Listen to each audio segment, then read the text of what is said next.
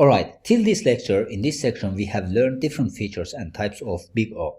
Now in this lecture, we will look at how to measure time complexity of codes using big O. To make our life easier, I have created a list of rules which will help you to analyze any code. So these are the rules that we need to analyze any code. So the first rule is any assignments or if statements that are executed once, regardless of size of the problem, will take O1 time complexity. So this means that if we are doing an assignment in our codes and if you write if conditions, the time complexity for these expressions will be O1.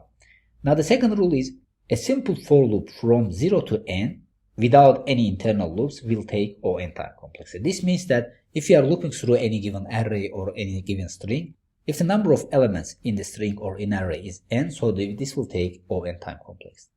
Then this third rule is a nested loop of same type takes quadratic time complexity. So in this case, it takes On square time complexity. This means that if we have two loops inside each other, as we showed in our previous lecture in case of multiplication, so this will take On square time complexity. Now the fourth rule is a loop in which we are controlling parameters is divided by 2 at each step, then it will take O log n time complexity. This means that in this case, we are not looping through all elements of the given object. So we are looping through only some elements of the object. So that's why it will take O log n time complexity. And the fifth rule, which is the last one, is that when dealing with multiple statements, we are just adding them. So these are the common rules that you need when you analyze any given code. Now let's see these rules on given example. Now we have an array like this. In this array, we want to find out the biggest number. So in this case, we can write our function in Java like this. So this is a function. So this function is responsible for finding the biggest number and printing out to the console. Now, as you can see, it takes as a parameter sample array. Then we are initializing a variable and setting the first element of array to this variable. Then starting from the second element, we are looping through the array, and inside the loop, we are checking that if the current element is bigger than the biggest number that we created over here, then we are assigning this number to the biggest number. And it continues like this until we reach the end of the array. Now let's examine this. What is the time complexity for this method over here? Now when we are calculating the time complexity of a method or a block of code, we are always starting from the first line of code. So in the first line, we have assignment over here. We are creating a variable and assigning value to it. Now according to our first rule, it says that any assignment statement take O1 time complexity. So this means that the first line of code over here will take O1 time complexity. Now, then we are continuing to the second line of code. So in the second line of code, we have loop over here.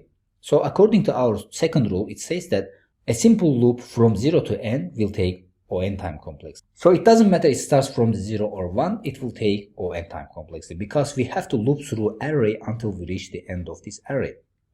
Now, inside loop, we have if statement over here. So we know that according to our first rule, if statement takes O1 time complexity, then inside if, we are assigning a new value to the biggest number. So this means that this will also take O1 time complexity.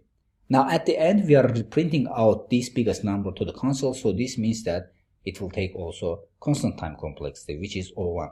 Now we have found time complexities for all these lines over here. Now it's according to our fifth rule, so we have to add them together. Now we'll start from here.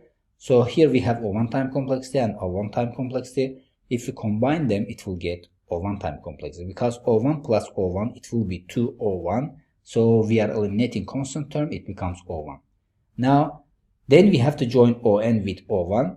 So when we combine them, in this case, O1 is non-dominant term. So we are eliminating O1, it becomes On.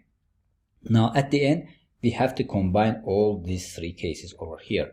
So O1 plus O1 will be On because in this case, O1s are non-dominant terms, so we can easily eliminate them. So it becomes On time complexity. Now this is how we are finding a time complex for a given code. So hopefully you have understood the concept, and with the help of these rules, you can find the time complexity for any given code. So see you in the next lecture.